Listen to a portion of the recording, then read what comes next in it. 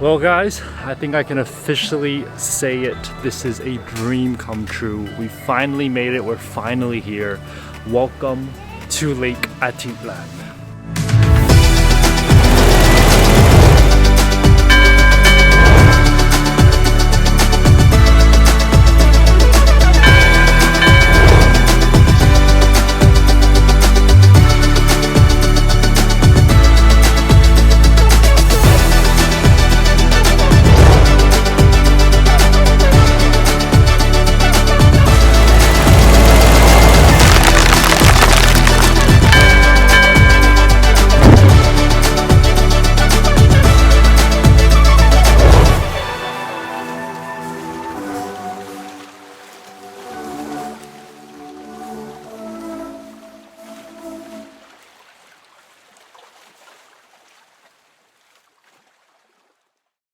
Well, today is officially the day that we're leaving Quetzaltenango, Guatemala. It's been an amazing couple of days here in this beautiful city, but we've got more places to explore here in Guatemala.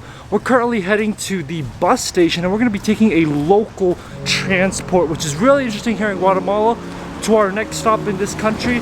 It's going to be an exciting travel day and hopefully we'll arrive at our next stop a little bit earlier in the day. Let's go ahead and get started with today's travel day. Llega. Vete al lago. ¿Lista? Sí, ¿cuánto cuesta? 30 quetzalitos. Para el lago. Al San Pedro. Más adelante. Well, we didn't even make it to the bus station. On the road to the bus station, this van was like, Lake Atitlan, let's go. It was just a huge mess. But we're on our way and we're heading to Lake Atitlan.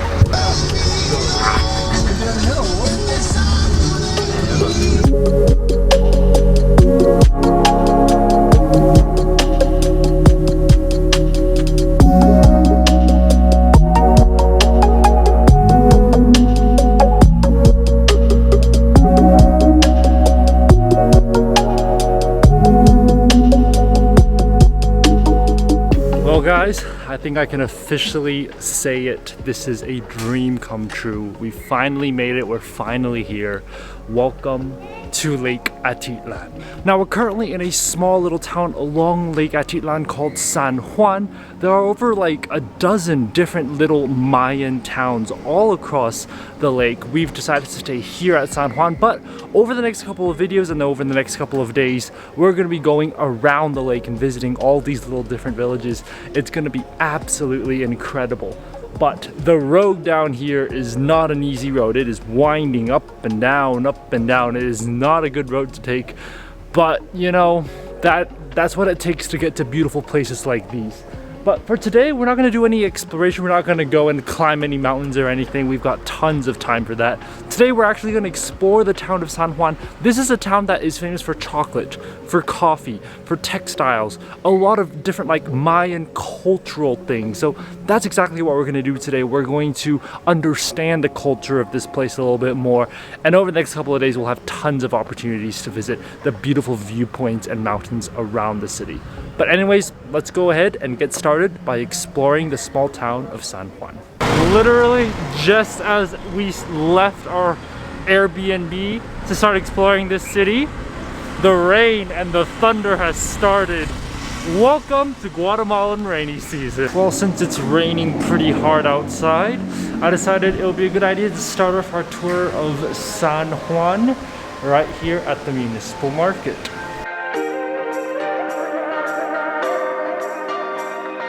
Alright, this market is like dead. There's like nobody here, none of the stalls are open, and it's a Monday afternoon at 1 p.m.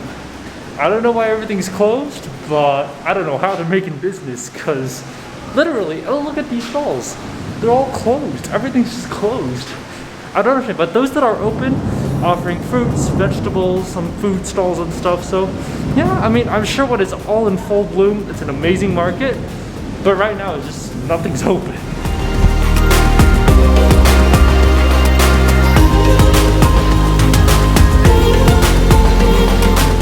Alright, so this store right here is known as the I don't even know how to pronounce it. I'm not even going to try and pronounce it. But it's really, really interesting inside because this is the sort of textiles. I wanted to know how they make clothing here in Guatemala because it's super interesting. If you see the clothing here, it's really, really, really colorful. And turns out they use all natural ingredients. They use coconut shells. They use different types of leaves and plants and everything. It's really interesting how they actually grind up. So I think she was just making one with a type of seed that creates a red color. And when you grind that up and mix it in with the cotton and the cloth, it creates this like bright red color almost. It's so insane. It's so interesting how they managed to make all this sort of colors onto the cloth. The other interesting thing is also as well that some of the ingredients they use to make the cloths are the same ingredients they use to put into food. So for example, she was telling me that one of the red color seeds that she was using for the cloths is the same ingredient they use in a lot of foods to give a sort of red color sauce with meat. So it's really, really unique how the Guatemalan people have used the natural ingredients to their advantage to color everything in their world. It's beautiful. It really, really is beautiful, and you can see the way that they grind it on that traditional stone. All right, let's continue and explore this town.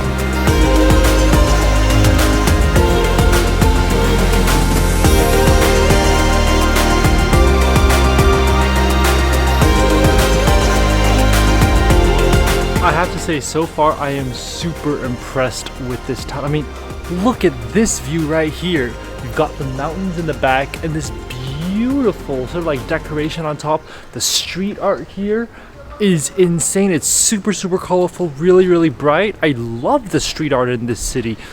But I was just walking down the street, I turned to the right, and this is the sort of view I have. This town is incredible. I'm already loving this place. The views alone are just worth a visit. Okay, as you probably know, when I travel, I don't really like to engage with cops. You know, with my drone and everything, never a good idea. But this police officer is the nicest one. He's like, come over here. And it literally emerges into this insane just place full of street art. It's super, super colorful. And then on top of that, he's like, if you want us to turn on the lights for you and for you to film everything, just let us know. We'll be happy to turn on the lights. I was like, no, you don't need to waste so much energy just for a video. But it's incredible. This place is so beautiful. It's insane. Let me just show you what the murals and the street art is like here.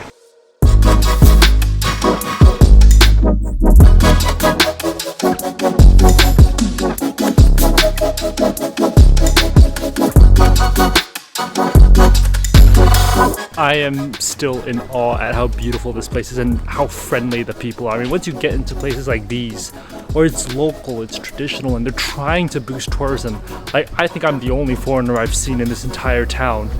Like, it's just an amazing experience. I mean, the street art is amazing, and the backdrop, those mountains back there. Oh man, I'm loving this place. I am absolutely loving this place. Let's go ahead and see what else we can learn about the culture here in Lake Atitlan.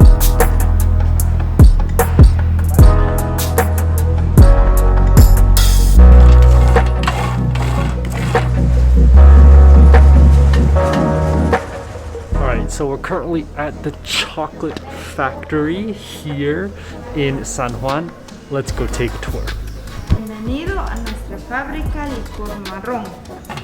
Mi nombre es Karen y yo tengo el gusto de presentarle. Alright, best part of the tour, you get to taste some chocolate. This is 50% chocolate with coconut. Let's try it out. That's 50%, but I'm weak. That's too bitter for me. No, that is what real, you know, cacao tastes like. That's what chocolate's supposed to taste like. So, really, really strong. Okay, eso es con cáscara, ¿no? No, esta es sin cáscara. Sin cáscara. Sin cáscara. Con cáscara sería esta. Así. Con cáscara y sin cáscara.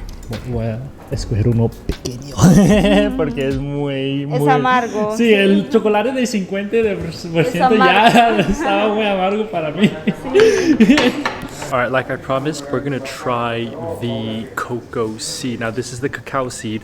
This is after they've separated it from the shells, after they've toasted it, and then they've separated the skin from each one of them. This is 100% cacao, no sugar, no milk, no nothing. And if that 50% one already killed me, I can only imagine what this is gonna be like. Let's go ahead and try this out.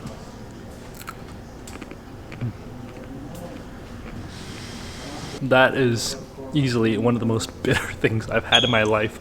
But when it enters your mouth, it's actually really like crisp and nice. And like toasty because she's been toasting it on the stove there. But oh my god, that is bitter. Oh god, that's easily one of the most bitter things I've had in my life. Alright, turns out the chocolate making process is super interesting. What they do here for free, by the way, is that they show you how chocolate goes from the very beginning stages of the fruit all the way to the chocolate we eat today. And it starts out with these things called pochas, which are these big fruits, and there's like a basket of those fruits over there. From there, they'll take it out and you'll have that white pulp and the seed. What they do is they let the seed sort of ferment so that the white stuff disappears. And using those seeds themselves, they'll start to ground it up. They have to break the shells first and then ground it up. But they add a bunch of little ingredients like orange juice and panela, which is like a sugar from sugarcane, to sort of make it sweeter. But the actual seed of the chocolate itself is very bitter. Also, what she mentioned is that the cacao tree itself doesn't grow here in Lake Atitlan. It's too cold for the cacao tree to grow. Usually these trees grow along the coast in Guatemala, so what they do is they collect the seed, they bring it here, and then they produce the chocolate from here, which is really interesting. Vamos a comprar uno. Sí.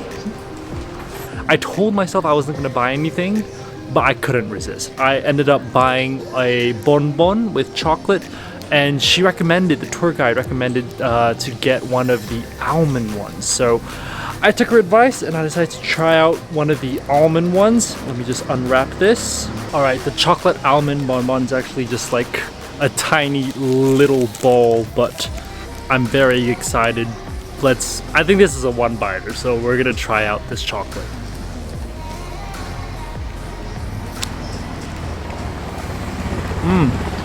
I got what they considered sweet chocolate here in Guatemala, which is only 40% cacao, and that's still pretty bitter. So I don't know what they're serving in the US, because that chocolate, it tastes nothing like the chocolate here in Guatemala. If you are here in this town specifically, or if you're here in Lake Atitlan, you've got to try out one of those chocolate shops.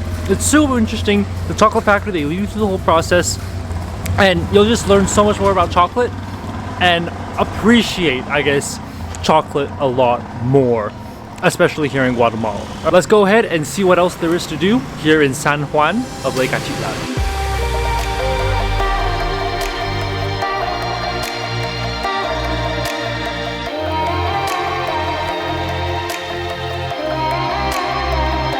Alright, next stop of the day here in San Juan is the main cathedral of San Juan. Let's go ahead and check it out.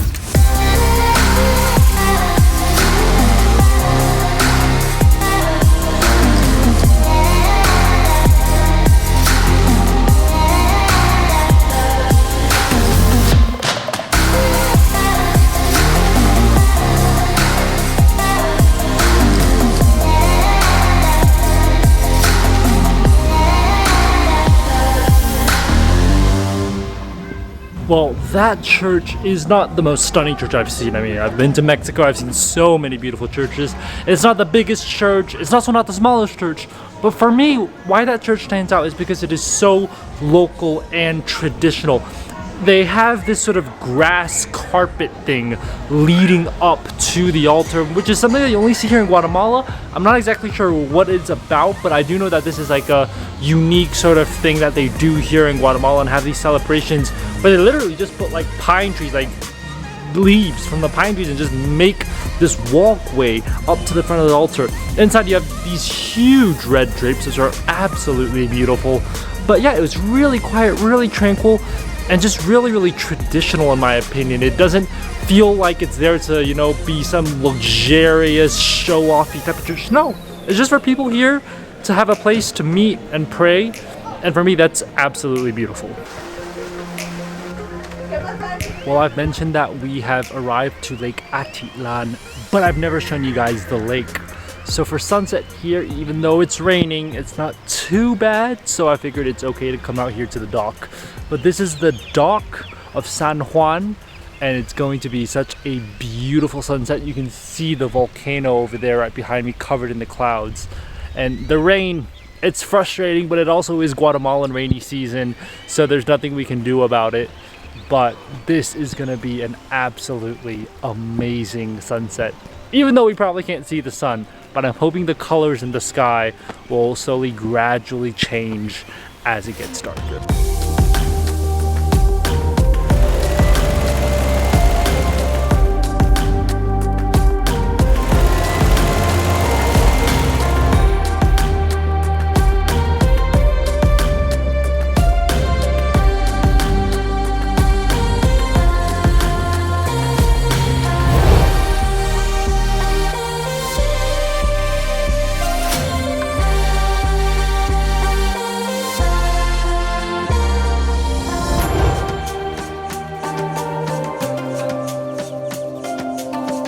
Well, it's official. The sun has set and it's stunning. Like, this is easily one of the most beautiful lakes I've seen in my life. I mean, I've been to quite a few lakes, and I think the only lake that can compare to this lake is Inle Lake in Myanmar. But even that, I mean, it didn't have volcanoes. It didn't have this culture that you have here, but it's a beautiful, beautiful place. Tomorrow, we're going to continue exploring Lake Atitlan. We've got so many activities planned. I'm so excited. This is one of, I mean, this has been on my bucket list for a very, very long time. And being able to see this beautiful place, I literally cannot wait for tomorrow. It's just going to be absolutely amazing. But anyways, that's all I have for you guys today in today's video. I hope you guys have enjoyed this video. If you did, definitely give it a thumbs up and subscribe for more food and travel videos. We've got a lot more stuff coming from Guatemala. And as you've seen today, there's so much culture here. I mean, the chocolate, the textiles, everything. It's just so much Guatemalan culture concentrated here in Lake Atitlan. You're getting a real feel of Guatemala, especially in this town here, San Juan. I feel like it's isolated enough from all the tourists that you're getting the raw Guatemalan travel experience, and I absolutely love that. I know some other towns across the lake may not be as, you know, well sheltered from the tourism, but here I think it's amazing. I think it's absolutely beautiful, and I'll see you guys on the next video. Bye guys.